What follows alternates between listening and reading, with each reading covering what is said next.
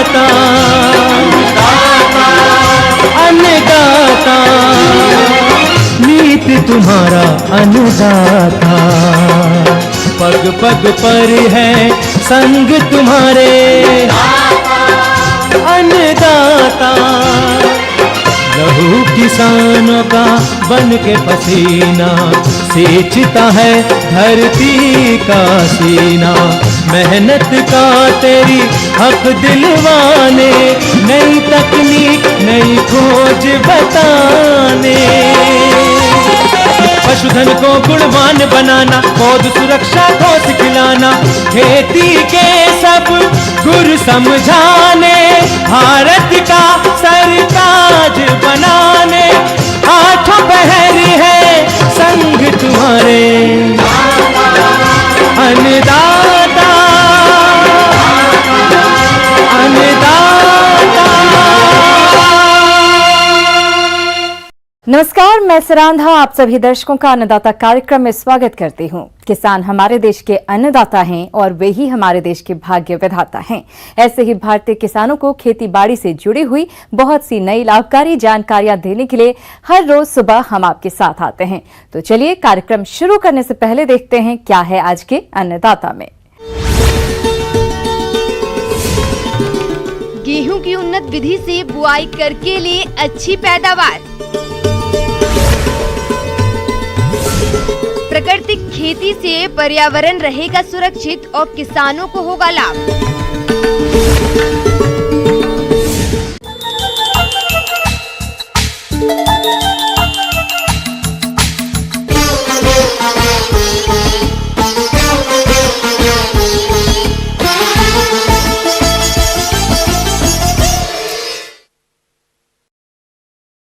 खाद्यान्न फसलों के अंतर्गत हमारे अनेक किसान भाई गेहूं की खेती करते हैं, लेकिन वो इसकी बुआई करते समय लापरवाही कर देते हैं, जिसकी वजह से उत्पादन में कमी आ जाती है।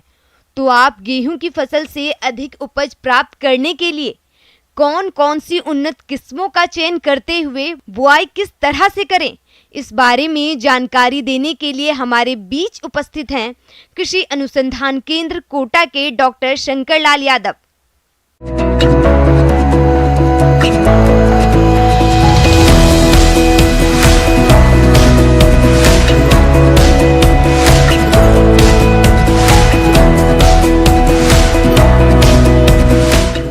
आज हम गेहूं उत्पादन की उन्नत तकनीकी के बारे में चर्चा करेंगे। गेहूं उत्पादन की बात करते ही सबसे पहले कौन सी किस्म का चयन हम करें, यह सबसे महत्वपूर्ण है। किस्मों का चयन करें तो अपने क्षेत्र में मुख्य जो किस्में हैं राज 3077, राज 4037, राज 4077, ये मुख्य किस्में हैं। भूमि का चयन। गेहूं सभी प्रकार की कृषि योग्य भूमियों में पैदा हो सकता है, परंतु दोमट से भारी दोमट जलोढ़ मृदाओं में गेहूं की खेती सफलतापूर्वक की जाती है। जल निकास की सुविधा होने पर मटियार, दोमट तथा काली मिट्टी में भी इसकी अच्छी फसल ली जा सकती है। भूमि का पीएच मान 5 से 7.5 के बीच में होना फसल के लिए उपयुक्त रहता है। बीज की मात्रा, बुआई के लिए कितनी मात्रा में बीज लें, ये सबसे महत्वपूर्ण है। 1 हेक्टेयर में 100 किलो बीज गेहूं का, अगर अपन नॉर्मल सोइंग जिसको कहते हैं, सिंचित क्षेत्र में 100 किलोग्राम बीज प्रति हेक्टेयर पर्याप्त है। अब बीज की मात्रा के बाद में बीज का उपचार करना सबसे इम्पोर्टेंट आ जाता है। तो बीज उपचार के लिए कार्बेंडाजिम 3 ग्राम प्रति किलो बीज के हिसाब से उपचारित करके बुआई करनी चाहिए। खेत की तैयारी। खरीफ की फसल काटने के बाद खेत की पहली जुताई मिट्टी पलटने वाले हल से करनी चाहिए, जिससे खरीफ फसल के अवशेष और खरपतवार मिट्टी में दबकर सड़ जाएं। इसके बाद आवश्यकता अनुसार 2 से 3 जुताइयां देशी हल या कल्टीवेटर से करनी चाहिए। प्रत्येक जुताई के बाद पाटा देखकर खेत समतल कर लेना चाहिए। खाद और उर्वरकों का प्रयोग। किसान भाइयों, उर्वरकों का प्रयोग मृदा परीक्षण के आधार पर करना चाहिए। गेहूं की अच्छी उपज के लिए खरीफ की फसल के बाद 25 से 30 टन प्रति हेक्टेयर सड़ी गोबर की खाद का प्रयोग करना चाहिए। इसके अलावा 150 किलोग्राम नत्रजन, 60 किलोग्राम फास्फोरस और 40 किलोग्राम पोटाश प्रति हेक्टेयर की दर से देना चाहिए। गेहूं की देर से बुआई करने पर 80 किलोग्राम नाइट्रोजन, 60 किलोग्राम फास्फोरस और 40 किलोग्राम पोटाश की आवश्यकता होती है, जिसमें आधी नाइट्रोजन की मात्रा और फास्फोरस पोटाश की पूरी मात्रा खेत की तैयारी के समय आखिरी जुताई में या बुआई के समय प्रयोग करना चाहिए। शेष नाइट्रोजन की आधी मात्रा पहली सिंचाई तथा बची शेष मात्रा दूसरी सिंचाई पर प्रयोग करनी चाहिए। बुआई का सबसे उपयुक्त समय नवंबर का महीना है गेहूं के बुआई के लिए। बीज की बुआई 22.5 सेंटीमीटर की दूरी पर लाइनों में करनी चाहिए। गेहूं में खरपतवार नियंत्रण भी मुख्य समस्या है, इसलिए खरपतवार नियंत्रण के लिए अगर बुआई से पूर्व हम खरपतवार नाशी का छिड़काव करना चाहें तो पेंडिमेथिलीन 0.5 किलो प्रति हेक्टेयर के हिसाब से बुआई के तुरंत बाद और उगने से पूर्व छिड़काव करना चाहिए। बीज की बुआई के बाद में सिंचाई की बात ध्यान में आती है, तो सिंचाई प्रथम सिंचाई है बुआई के 21 दिन पश्चात, जिसको क्रांतिक अवस्था हम कहते हैं। क्रांतिक अवस्थाओं पर सिंचाई करनी चाहिए। किसान भाइयों, अभी तक आपने खेती से जुड़ी हुई कुछ उपयोगी जानकारियां देखी। अब लेते हैं एक छोटा सा ब्रेक, जल्द लौटेंगे और कार्यक्रम में आगे भी हैं खेती बाड़ी से जुड़ी हुई महत्वपूर्ण जानकारियां। आप बने रहिए हमारे साथ।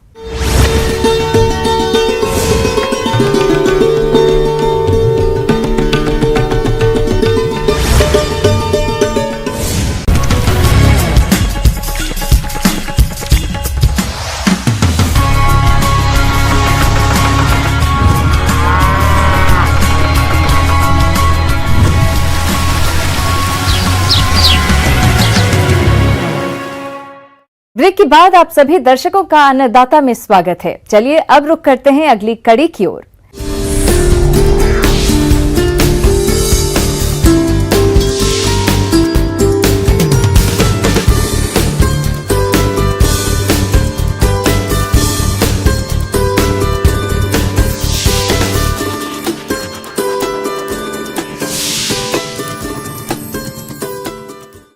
किसान भाई अधिक उत्पादन की चाह में ज्यादा मात्रों में रासायनिक उर्वरकों का प्रयोग कर रहे हैं, जिससे उत्पादन तो बढ़ गया, लेकिन खेती में अधिक मात्रा में रसायनों के प्रयोग से मिट्टी की उर्वरता धीरे धीरे कम होती जा रही है।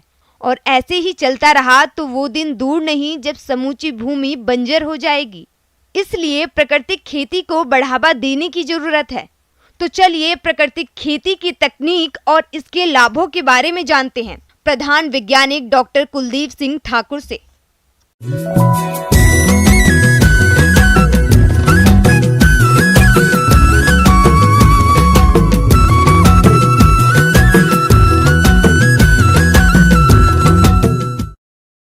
प्राकृतिक कृषि एक ऐसा विषय है जिसमें कि आजकल हमारी सारी दुनिया इसके लिए काम कर रही है, क्योंकि ये कृषि प्राकृतिक पद्धतियों पर आधारित है। और यदि हम भारतवर्ष की बात करें, क्योंकि ग्रीन रेवोल्यूशन आया, उसके बाद ऑर्गेनिक फार्मिंग आई, उसमें हमने काफ़ी अच्छी सफलताएं प्राप्त की हैं और अच्छे परिणाम उसके आए हैं, परंतु उससे हमारा जो मिट्टी का स्वास्थ्य है या हमारा पर्यावरण है वो काफ़ी दूषित हुआ है। लोगों को भी बहुत सारी बीमारियों ने जकड़ा है, क्योंकि हमारा जो खाने की जो चीज़ें हैं उनमें भी वो जहर या वो कण वो आ गए हैं। इसलिए हम प्राकृतिक कृषि, खासकर सब्जियाँ सबसे ज़्यादा इससे प्रभावित हुई हैं। और सब्जियाँ हम सीधे खाते हैं, क्योंकि यदि हम पर्यावरण की बात करें तो पर्यावरण हमारा शुद्ध होना चाहिए, खान पान हमारा शुद्ध होना चाहिए, तभी हमारा स्वास्थ्य वो भी शुद्ध रहेगा। प्राकृतिक खेती में प्रकृति और पर्यावरण को संतुलित रखते हुए खेती की जाती है। इसमें रासायनिक खाद और कीटनाशकों का प्रयोग न करते हुए रसायन मुक्त फल सब्जियां तैयार की जाती हैं। तो आप कैसे करें प्राकृतिक खेती, आइए जानते हैं। जैसे कि प्राकृतिक कृषि के 4 मुख्य घटक जो है हमारे सुभाष पालेकर प्राकृतिक कृषि में जो बताए गए हैं, उसमें है घन जीवामृत, जीवामृत, बीजामृत और आच्छादन। बीजामृत है क्या?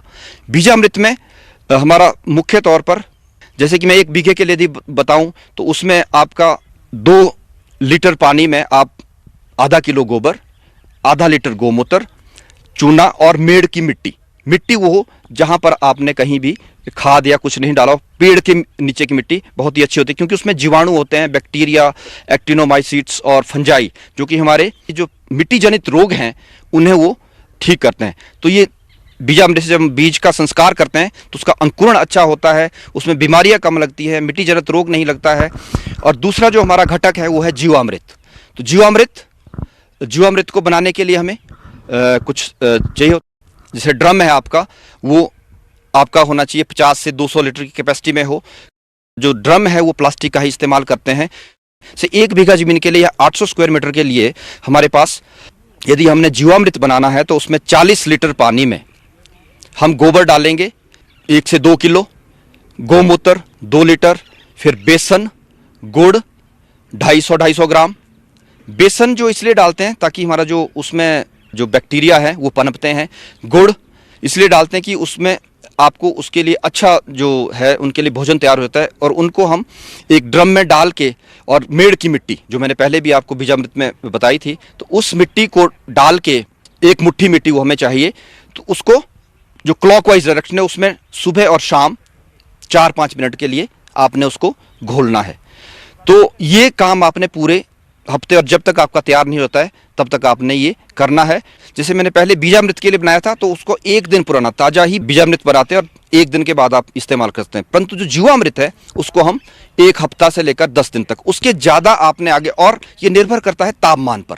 यदि गर्मियों में आप बना रहे हैं तो 5 से 6 दिन या 7 दिन में आपका जीवामृत तैयार हो जाएगा। यदि ठंडी जगह है तो वहाँ से हो सकता है कि 10 से 15 दिन भी लगे।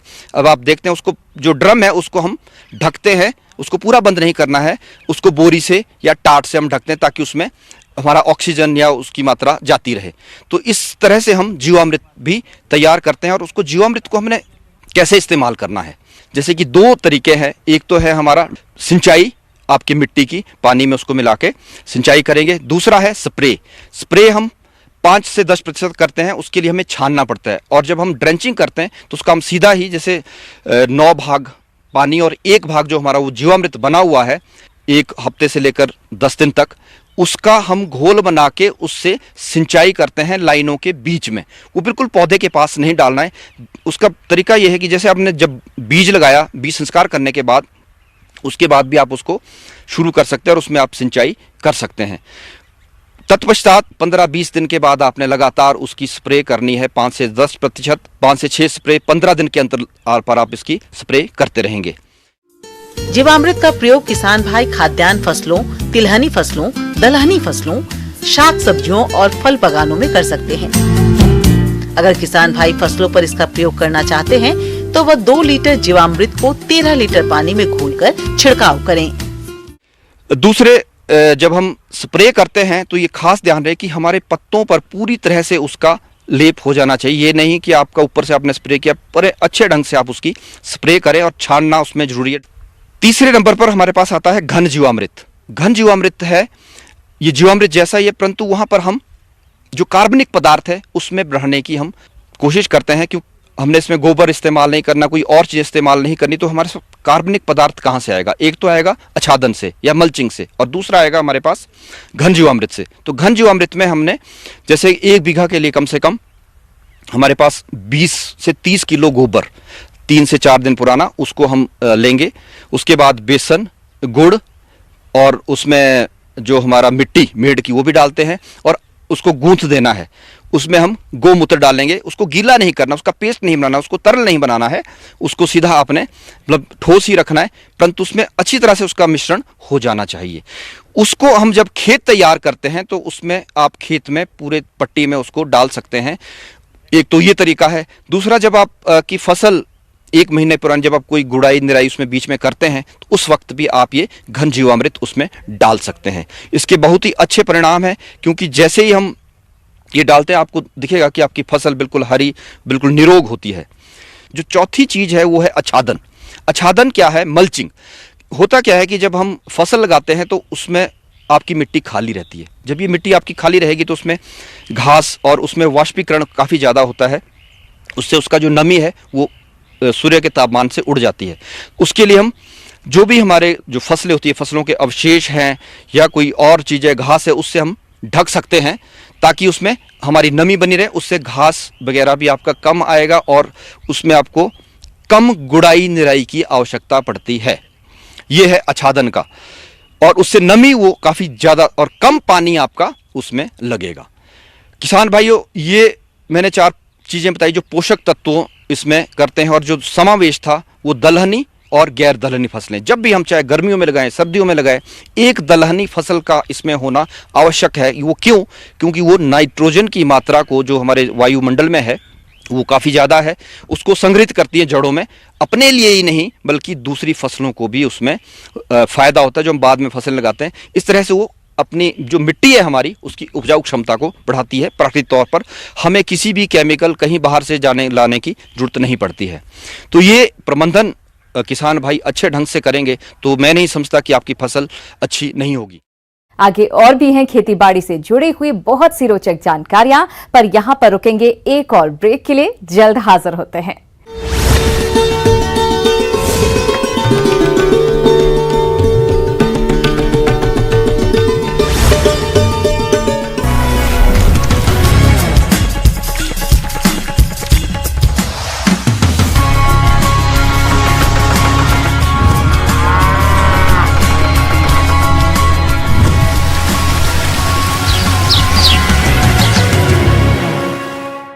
ब्रेक के बाद एक बार फिर से आप सभी दर्शकों का अन्नदाता कार्यक्रम में स्वागत है। बढ़ते हैं अगली प्रस्तुति की ओर।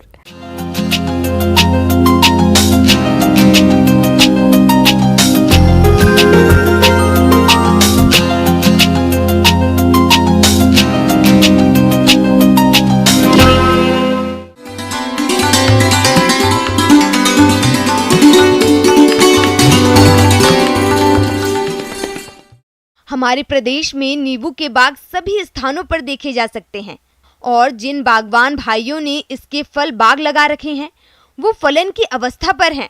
लेकिन इस समय मौसम में हो रहे बदलाव के कारण बागों में नींबू की तितली कीट की पहचान और इसका नियंत्रण, इसकी जानकारी लेते हैं एक विषय विशेषज्ञ डॉक्टर योगेश पटेल से।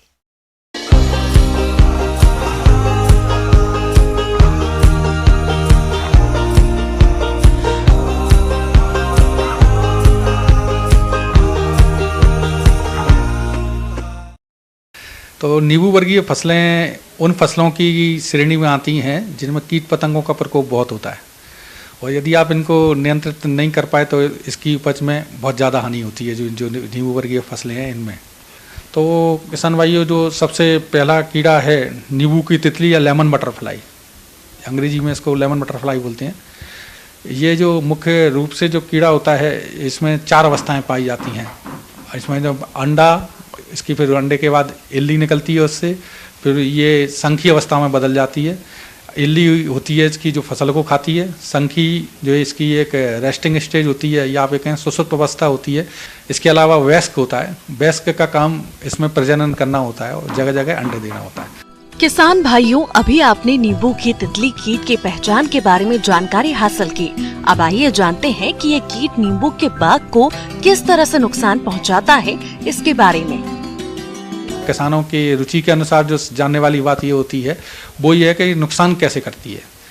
तो किसान भाइयों, इसकी जो सूढ़ी अवस्था है, इल्ली ये होता है, इसको सूढ़ी बोलते हैं, जो इल्ली वो नुकसान वाली होती है। ये क्या करती है किसान भाइयों, अगर शुरुआत में इसका प्रकोप हो जाता है, कोमल पत्तियों और शाखाओं को खाती है और उनको खाकर ये ख़त्म कर देती है। इनका प्रकोप जब फसलें छोटी होती है, मुख्य रूप से नींबू जब होता है तो उसमें समय प्रकोप होता है तो उसकी पत्तियाँ खा लेती हैं। अब जैसा कि किसान भाई जानते होंगे कि जो अपने जो पौधे होते हैं उनमें प्रकाश संश्लेषण की क्रिया बिना पत्तियों के नहीं हो पाती है। यदि पत्तियों की संख्या कम हो जाती है तो फसलों को फसल की उपज में बहुत ज़्यादा हानि होती है।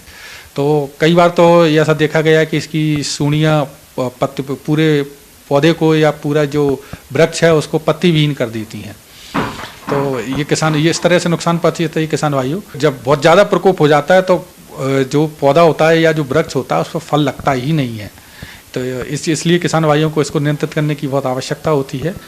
किसान भाइयों, नींबू की तितली कीट द्वारा नींबू के बाग को अधिक हानि पहुंचाई जाती है। आप इस कीट के नियंत्रण के लिए क्या करें, इसकी जानकारी कुछ इस प्रकार से है। अब अपन जो किसान भाइयों के इंटरेस्ट है कि इनको किस तरह नियंत्रित करना चाहिए, तो सबसे जो बड़ी बात है जो इनको किसान भाइयों को जो ध्यान रखना चाहिए कि अपने बाग बगीचों को स्वच्छ रखें, खरपतवार रहित रखें, खरपतवार नहीं लगे हों, जिससे इनका क्या होता है, इनकी बहुत सारी अवस्थाएं ऐसी हैं जो खरपतवारों में पलती हैं। सूढ़ियों और संखी इसकी दिखाई देती है ऊपर से, आप इनको हाथ से चुनकर भी नष्ट कर सकते हैं।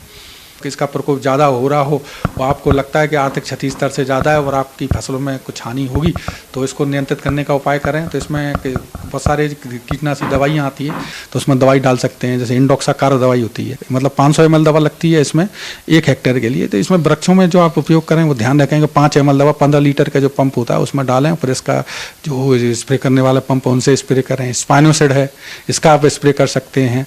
पहले प्रयास आपका ये होना चाहिए कि बिना दवाइयों के नियंत्रित करने की कोशिश करें, कुछ इस तरह का प्रयास करें कि बिना दवाइयाँ ना डालना पड़े और कंट्रोल हो जाए। यदि इसके बाद भी आपको प्रकोप दिखाई देता है तो फिर आप दवाइयाँ डालें। अन्नदाता हेल्पलाइन निःशुल्क फोन संपर्क सेवा के माध्यम से आपके द्वारा पूछे गए प्रश्नों में से 1 या 2 महत्वपूर्ण प्रश्न को हम अपने कार्यक्रम में शामिल करते हैं। इसी के तहत आज का चयनित प्रश्न और उसका जवाब इस प्रकार है। अन्नदाता कार्यक्रम में आज जो प्रश्न हमने शामिल किया है उसे पूछा है गांव बालीपुर, जिला प्रतापगढ़ से पवन कुमार जी ने। आप दुधारू पशुओं को खरीदते समय रखी जाने वाली सावधानियों के बारे में जानकारी चाहते हैं। तो पवन कुमार जी, आपकी जानकारी के लिए देखिए कार्यक्रम का यह अंश।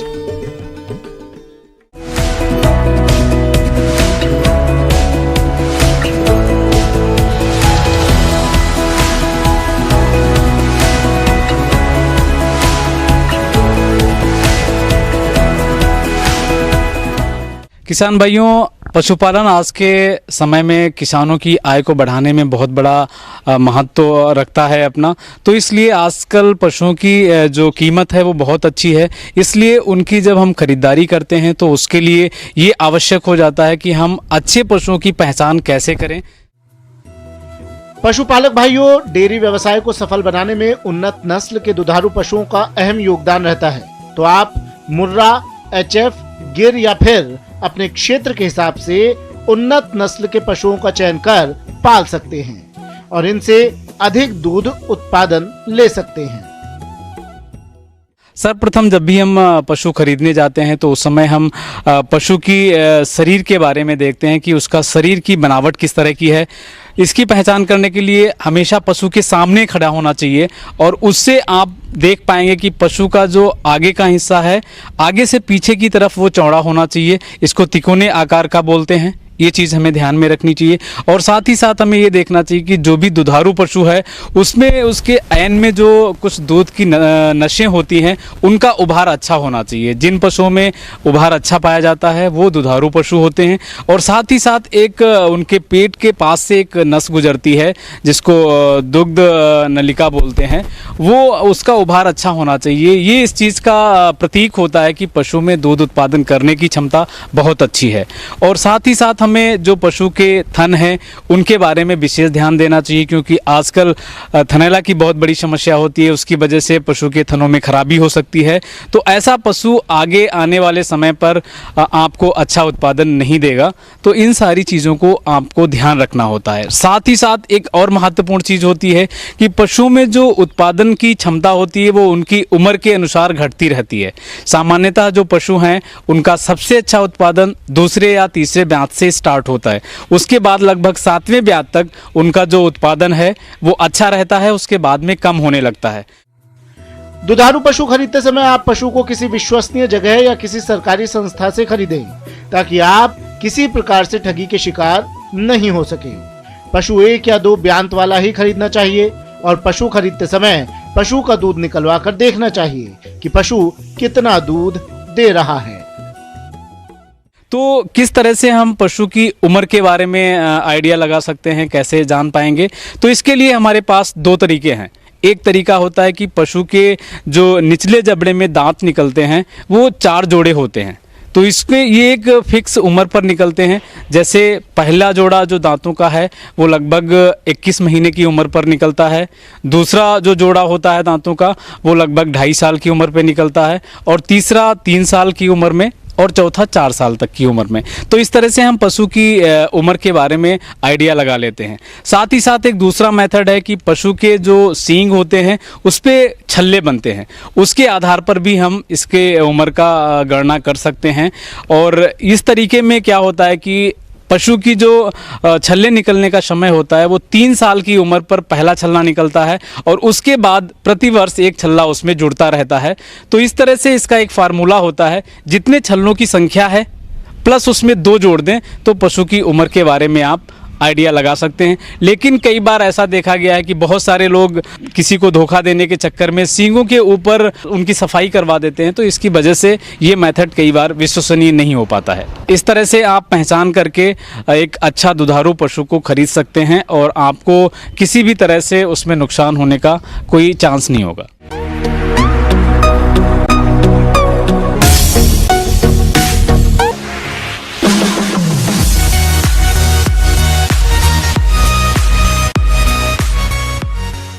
आइए अब एक नजर डालते हैं राज्य की कुछ चुनी हुई मंडियों की प्रमुख फसलों के बाजार भाव पर।